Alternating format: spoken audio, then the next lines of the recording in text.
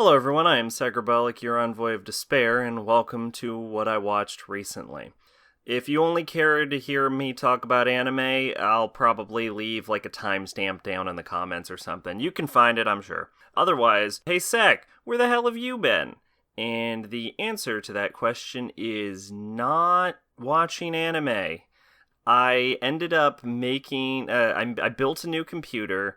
And after I built my new computer, I just didn't have the editing software for making WIWR anymore. So I just didn't. Besides, I had to go on vacation after that. So then I went on vacation. And then when I came off of vacation, I didn't have the software. I was on vacation. And to be honest, I originally created WIWR, what I watched this week, as a series designed to just buy time so that I could make larger videos. But then over time, I never made any more large videos. I had some in the works, but I ended up being unsatisfied, and I ended up enjoying making WIWR more than I made large videos because I hate editing and I hate making videos in general. So I just ended up going exclusively for that series, and then sometime after I watched 100 anime in 1 month, I got kind of tired with watching anime, but I felt that because WIWR is a weekly series, it's literally in the name, that I was forced to just keep watching at least one anime every week so I could just keep talking about shit to keep this show going. And I feel like it well outlived its purpose. WIWR was specifically designed for me to make videos I'm never going to make, and I didn't enjoy making them, and every week, I fucking dreaded it, and I spent I spent practically a year making videos about anime when I was sick and tired of watching anime. I just did not want to do it anymore, but I felt I had to.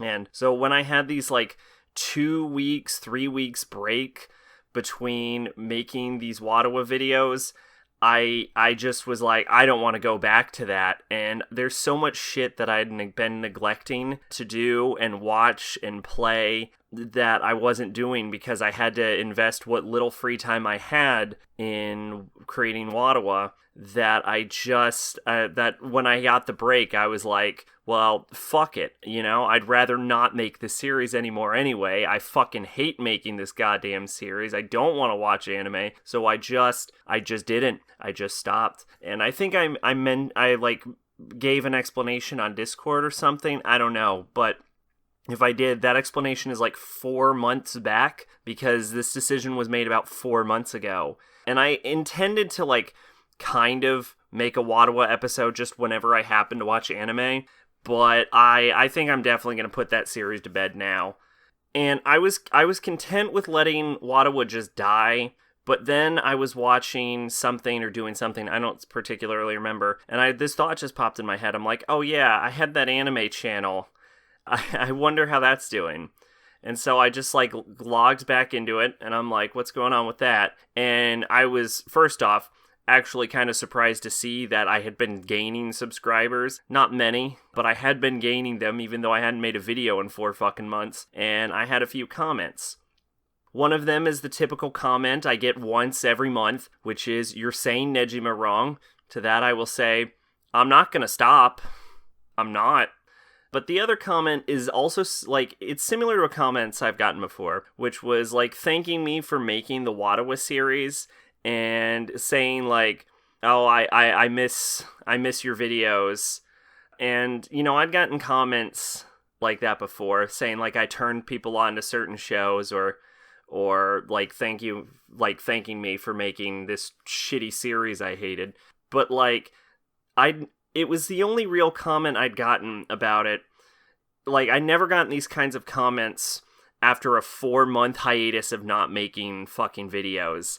And when I read this comment, my initial thought was, oh, god damn it, I need to make a video again. So this is kind of my compromise between, making WIWR and just not making any videos anymore, which is instead of making what I watched this week, WIWR, I'm going to make what I watched recently. Water. I'm calling it water. We're calling it water. So I'm going to make water. And what water basically is it helps fix all of the issues I had with WIWR. Like, because it was a weekly series, WIWR kind of prevented me from kind of exploring longer series or older series, especially because I ended up getting this weird cycle of feeling like I needed to keep up with whatever bullshit is coming out, like, in the current season.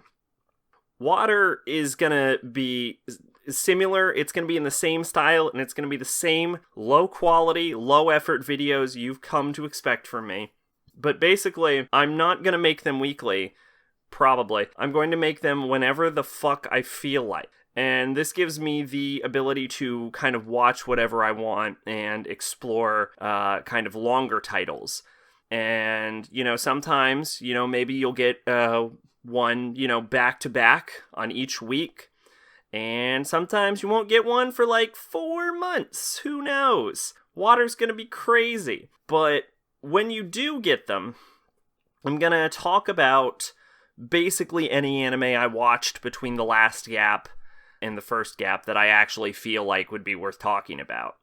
So if I haven't really watched anything in a long while, did I watch anything during that 4-month hiatus? And the answer is basically no. I think I watched my first anime in the 4-month hiatus like last week or the week before that, like halfway through last week, like a week and a half ago, basically. And I guess we can get into the first official episode of WIWR. Yes, we are sticking with that.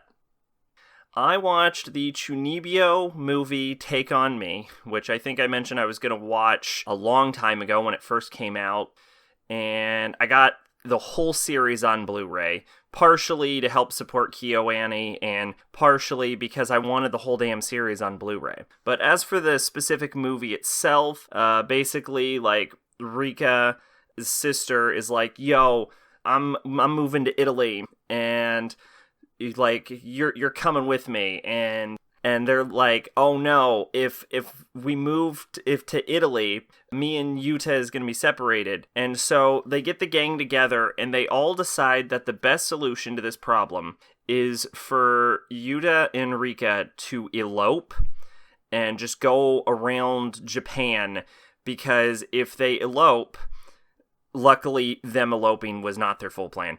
If they elope, then the sister will see that they really want to be together, and she'll let Rika stay in Japan. The movie itself was decent enough, funny in the right moments. They only had one fight scene, but I guess they didn't want to bog down the movie. Some cute romantic scenes. It was enjoyable overall, but I don't know, something about it, I liked it, but I felt like it didn't hit me hard enough. And, originally I gave it like an 8, but like chilling out over like a week, I felt like, you know what? It's not really a movie that's sticking with me. So I kind of dropped it a little bit. So I mean, it was enjoyable enough. But even as like a movie that's like the ending to the Chuunibyou series, it doesn't really feel like a good capstone, It doesn't feel like a definitive ending. It just feels like a stage. Like there could be more, but if you're going to end with like if you're going to make a movie, especially with an anime that hasn't had a season in years, like you should end it. And if this is the ending, it's a little lackluster. So moving on to the only other thing I watched in this break is another show with a lackluster ending. I watched 1982's Macross. Macross is probably, it's the anime that started, I would say, the second largest mecha franchise as far as anime goes, after Gundam, of course. I don't have any proof that Macross is the second largest mech anime franchise, but I literally can't think of anything that would be bigger than it, so it's Macross because I say so. And the basic idea behind Macross is that in 1999, an alien spaceship crashed on Earth, and wars were fought over acquiring it, and then the world got united under the UN, I think, and they rebuilt the spaceship, and the year is now the distant future of 2009, where the Macross, which is the name of this alien spaceship, is going to be brought up into space for the first time, and then when it does, it ends up being a trap, and it starts a war with a group of aliens called the Zentrandi. There is series where it feels like they had a strong premise, and they have a really strong opening, but they have no fucking idea where the show is going. Macross is the exact opposite. It has a weak premise, a terrible opening, but I felt like they did know where it was going from the beginning.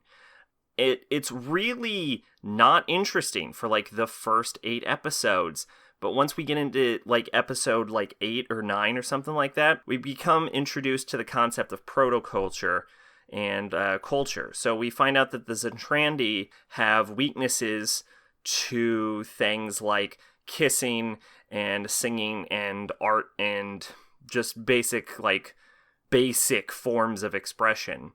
And there's an explanation into this later in the series, but I'm not really going to get into it. And it has 3 main characters, which is Minmay, Misa, and Hikaru. And they kind of form a pseudo-love triangle. They're really only a love triangle for 5 episodes, because for the majority of the damn series, Minmay has no fucking interest in Hikaru. But which people say Minmay's a bitch for not having any interest in Hikaru, but it's just because they get stuck in a fucking sewer for 3 goddamn days together doesn't mean that he's fucking entitled to her.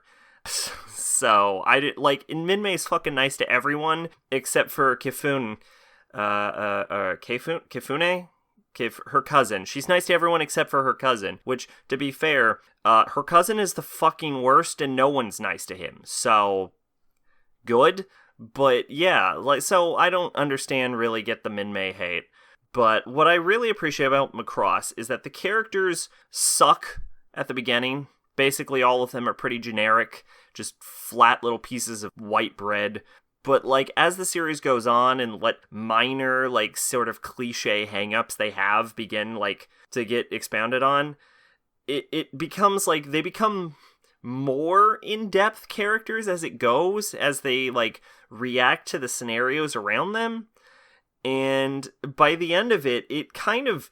You stop caring about the fucking Zentrandi War, probably because you never did, because it's never interesting, and you start caring more about the Zentrandi's reactions to culture, and you start caring more about the, expanding, developing relationship between the main characters. And what I think Macross does really well is, after episode 8, everything Macross does well is after episode 8, is it really... develops its characters exceptionally well. And I feel like where the characters end at the end of the series is exactly where they should end. So, yeah. There's a couple issues with Macross, though, other than having a terrible opening, is that, one interesting thing it does is around, episode 27, the series meets its logical conclusion, and it's okay, this is where this ends.